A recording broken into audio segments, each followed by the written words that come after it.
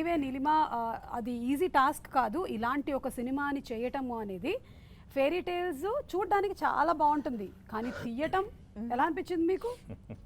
ఇది చాలా కష్టంతో కూడుకున్నదండి. సో మెనీ డిపార్ట్మెంట్స్, కాస్ట్యూమ్స్ దగ్గర నుంచి ఆర్ట్, అందరు కలిసికట్టుగా ఒక విజన్ ని నమ్మి ముందుకెళ్తే తప్ప ఇలాంటి సినిమాల్ని చేయలేం.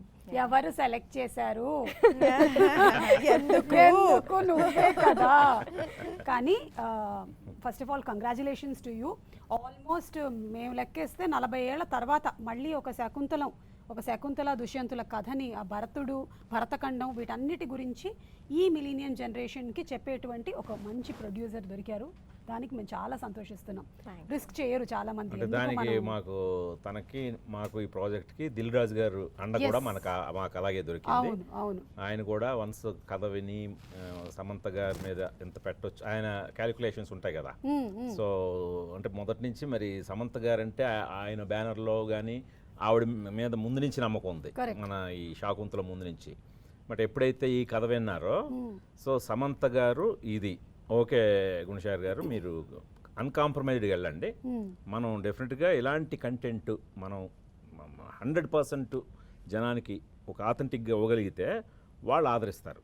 మీరేమి మనం మార్కెట్ సంగతి వదిలేండి, నేను చూసుకుంటానని మాకు ఫుల్ సపోర్ట్ ఆయన ఇచ్చారండి. సో అందువల్ల ఇంకా ఫైనాన్షియల్ బర్డెన్స్ లేవు ఈ సినిమాకి. నేను రుద్రమదేవికి సోల్ ప్రొడ్యూసర్ని, సో అందువల్ల చాలా ఉన్నాయి. ఇప్పుడు అలాంటివి లేవండి. అలాంటివి లేకుండా ఇంకా టోటల్ అంటే ప్రాపర్ ఫిల్మ్ మేకింగ్ చేసామండి. అంటే కరెక్ట్గా 1 year ప్రీ ప్రొడక్షన్ చేసాం. Production shooting part just 81 days అండి. 81 daysలో ఫినిష్ చేసాం. ఇలాంటి సినిమా మీరు 81 daysలో చేశారంటే గ్రేట్ అండి. Post production 1.5 years. సో ఎందుకంటే సీజీలు ఇవన్నీ ఉన్నాయి కాబట్టి.